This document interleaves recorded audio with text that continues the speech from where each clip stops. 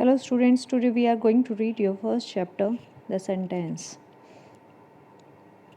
So your first question is, what is sentence? Sentence is a group of words, शब्दों का ऐसा समूह that makes complete sense, जो पूरा अर्थ स्पष्ट करता है, पूरा अर्थ बताता है, जिसका कोई सेंस निकल कर आता है। तो ऐसे शब्दों के समूह को हम सेंटेंस यानी कि वाक्य बोलते हैं। It made up of 2 parts. अगर हम सेंटेंस को पार्ट्स में डिवाइड करें तो 2 पार्ट्स निकल कर सामने आते हैं। The first is subject and the another is predicate. What is subject? Subject is a part of sentence. Sentence का वह भाग होता है that name the person or thing, जो किसी इंसान या किसी चीज़ का नाम बताए। In a subject में in a sentence में subject is usually placed first. Subject जो है वो ज़्यादातर पहले आता है except in interrogative and exclamatory sentences. लेकिन अगर interrogative क्वेश्चन वाले sentences की बात करें या फिर in exclamatory sentences में subject जो हमारा बाद में आता है। फॉर एग्ज़ाम्पल जैसे कि चिल्ड्रन प्ले क्रिकेट, बच्चे क्रिकेट खेल रहे हैं। तो यहाँ पर काम करने वाला इंसान कौन है, किसके बारे में बात की गई है? बच्चों के बारे में बात की गई है। तो children is subject. And the second sentence is children of the school play cricket. तो यहाँ पर क्रिकेट कौन खेल रहा है? Children of the school, school के बच्चे। तो ये हमारा क्या हो गया? सब्जेक्ट हो गया। The next part is predicate. The predicate is a part of a sentence. Sentence का वह भाग होता है which must have least one finite verb, जिसकी कम से कम एक finite verb होती है, उसके बाद verb का object होता है, that is predicate. Predicates provides information about the subject and the verb in a sentence. किसी sentence में predicate subject और verb के बारे में जानकारी देता है। For example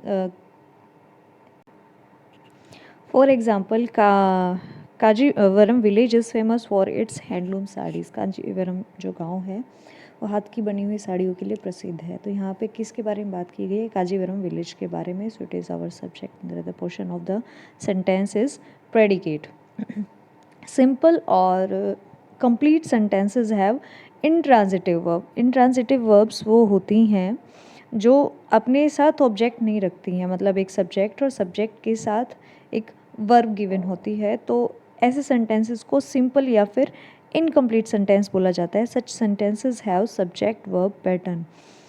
complete sentences have transitive verb. Transitive verb उनको बोला जाता है जो अपने साथ ऑब्जेक्ट रखती हैं। Have subject verb object pattern.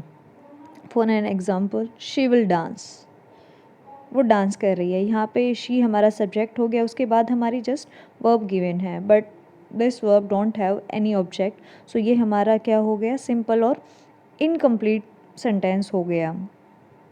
लेकिन अगर हम बात करें थर्ड एग्जाम्पल की, दे सा N alligator at the zoo के अंदर उन्होंने एलिगेटर को देखा, तो वर्ब भी हो गई और वर्ब के साथ हमारा ऑब्जेक्ट भी हो गया। तो ये हमारा क्या है? Complete sentence. और ये वर्ब कौन सी है? Transitive verb. Next, some sentences have a transitive verb. कुछ सेंटेंसेस में ट्रांजिटिव वर्ब्स भी होती है और साथ में 2 ऑब्जेक्ट्स गिवन होते हैं। इन केसेस में in such a case the indirect object is something that is given or done for the direct object, जिसके अंदर indirect object जो है direct object के साथ किया जाता है। For example, my sister got me a watch. एक ये हमारे सब्जेक्ट हो गया, ये हमारी वर्ब हो गई, उसके बाद ये हमारा फर्स्ट ऑब्जेक्ट हो गया, ये हमारा सेकेंड ऑब्जेक्ट हो गया। लेकिन मी हमारा क्या है? इनडायरेक्ट ऑब्जेक्ट हो गया है और वॉच हमारा डायरेक्ट ऑब्जेक्ट हो गया है। The next portion is verbs that don't express action. ऐसी वर्ब जो एक्शंस नहीं दिखाती हैं। एक्शंस के बारे मतलब ऑब्जेक्ट में तो आया हुआ है और फिर हमारी जो वर्ब है, वर्ब के साथ जो ऑब्जेक्ट है वो एक्शन ना दिखा के वो हमें कोई और शब्द दिखाए, तो ऐसी वर्ब को हम लिंकिंग वर्ब सिखाते हो। नाउन भी हो सकता है वो, हमारा एडजेक्टिव भी हो सकता है। Such verbs has a noun and objective as a subject complement. तो सब्जेक्ट को हमारे जो काम करने वाला इंसान जिसके बारे में बात करें उसको कॉम्प्लीमेंट देने के लिए, उसके बारे में बताने के लिए हम 2 तरह की चीज़ों का यूज़ करते हैं, या फिर नाउन का या फिर एडजेक्टिव का। They follow the pattern of subject verb subject complement of SVSC pattern. Example लेते हैं, Mrs Sharma is our teacher. Mrs Sharma जो है हमारी टीचर है। तो यहाँ पे क्लास टीचर क्या है, एक नाउन है, तो इसे हम बोलेंगे noun as a subject complement. आगे मिसेस शर्मा के बारे में बताया गया है कि शी इज़ प्रिटी, वो सुंदर है। यहाँ पे मिसेस शर्मा की क्वालिटी के बारे में बात की गई है और ये वर्ड जो है वो एडजेक्टिव वर्ड है, so it is adjective as subject complement. Come to the next page. The verbs that are transitive in a sentence, ऐसी वर्ब जो सेंटेंस में ट्रांजिटिव होती है, are of subject verb object object complement pattern. तो वो कैसा pattern बनाती है, SVOOC पैटर्न बनाती हैं। The object complement describe the object. यहाँ पे ऑब्जेक्ट जो है ऑब्जेक्ट को ही कॉम्प्लीमेंट देता है। How can you hit him so hard, ये हार्ड क्या है, ये ऑब्जेक्ट एडजेक्टिव का काम कर रहा है और हमारे ऑब्जेक्ट में आया, so it is an adjective as object complement, और ये ऑब्जेक्ट को ही कॉम्प्लीमेंट कर रहा है, ना कि हमारे सब्जेक्ट को। सो इसे हम बोले, ये पैटर्न बना रहा है SVOOC, subject verb object object complement. आगे है टाइप्स ऑफ सेंटेंसेस। अगर हम सेंटेंसेस को लिखें तो हम उनको 5 तरीके से लिख सकते हैं। So there are 5 types of sentences. The first है declarative sentences. It makes a statement. जब हम किसी इंसान के बारे में, किसी चीज़ के बारे में सिंपल सी स्टेटमेंट देते हैं, बताते हैं कि ये चीज़ ऐसी है, तो उसे हम डिक्लेरेटिव सेंटेंसेस बोलते हैं। इनको 2 तरीक़ों से लिखा जा सकता है, अफर्मेटिव एंड नेगेटिव, यानी कि एक साधारण वाक्य के तौर पर और एक ना वाले वाक्य के तौर पर। For example, Ritu is a doctor, Ritu एक डॉक्टर है। Anoop is not a doctor, Anoop एक डॉक्टर नहीं है। The next is interrogative sentences. Interrogative sentences ask question. जब कोई वाक्य किसी प्रश्न पूछ रहा हो या दिखा रहा हो कि प्रश्न पूछा गया है, तो ऐसे सेंटेंसेस को हम इंटेरोगेटिव सेंटेंसेस बोलते हैं। These can be of 3 types. इसके 3 टाइप्स हैं।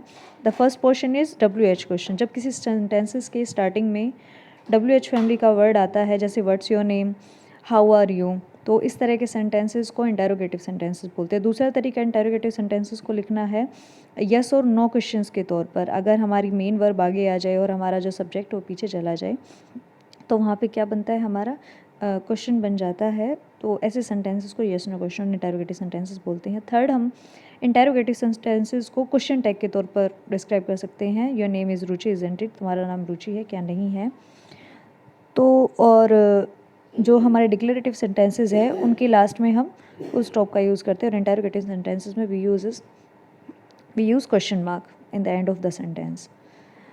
The third portion is imperative sentences. Imperative sentences का यूज़ किया जाता है किसी को कमांड या इंस्ट्रक्ट करने के लिए। किसी को अगर आप सलाह दे रहे हो कि ऐसे नहीं ऐसे करना चाहिए, या कमांड दे रहे हो, आप कोई कार्य बता रहे हो, तो ऐसे सेंटेंसेस को इम्पेरेटिव सेंटेंसेस बोलते हैं। It makes a request. किसी से अगर आप आग्रह कर रहे हो या गिव एडवाइस, या किसी को सलाह दे रहे हो, तो उन सेंटेंसेस को हम इम्पेरेटिव सेंटेंसेस बोलते हैं। इन सेंटेंसेस की पहचान तो इम्पेरेटिव सेंटेंसेस की पहचान ये है कि किसी को हम कुछ कार्य बताएं, सलाह दें, कमांड दें, या फिर रिक्वेस्ट करें, या फिर एडवाइस दें। इनके लास्ट में फुल स्टॉप का यूज़ किया जाता है। The fourth portion is exclamatory sentences. Exclamatory sentences express strong emotion feelings. जब किसी चीज़ को देखकर या कुछ अचानक से अगर हो जाता है, तो हमारे मुंह से जो शब्द निकलते हैं खुशी के लिए या दुख के लिए, तो उन शब्दों को या उन सेंटेंसेस को हम एक्सक्लेमेटरी सेंटेंसेस बोलते हैं। फॉर एग्जांपल, एंगर के लिए, अगर आपको शॉक लगे या सरप्राइज़ हो, हैरानी हो, एडमिरेशन हो। पुश से नो मोर, ऐसे शब्द दोबारा ना बोले। अलास आई लॉस्ट एवरीथिंग, मैंने अपना सब कुछ खो दिया। Oh my God, I can't believe my eyes, मुझे अपनी आंखों पर विश्वास नहीं हो रहा। What a beautiful deer it is, कितना सुंदर हिरन है। तो इस तरह के सेंटेंसेस को हम एक्सक्लेमेटरी सेंटेंसेस बोलते हैं, और इनके लास्ट में हम एक्सक्लेमेशन साइन का यूज़ करते हैं। The last portion is optative sentences. Optative sentences, this sentences expresses wishes, कामना के लिए, किसी के लिए अगर हम कामना करते हैं, किसी के लिए प्रेयर करते हैं, ब्लेसिंग्स, किसी को आशीर्वाद देते हैं, या कर्सेस या शोक प्रकट करते हैं, तो ऐसे सेंटेंसेस को ऑप्टेटिव सेंटेंसेस बोलते हैं। These sentences are also end with an exclamation mark। इनकी लास्ट में भी exclamation mark का यूज़ किया जाता है। लेकिन exclamatory sentences में strong feeling होती है, और इनके अंदर हम किसी को आशीर्वाद या फिर अभिशाप दे रहे होते हैं। For example, may you live long and prosper, long live the king. Today just read out this chapter up to this portion and fill exercise। regarding these topics.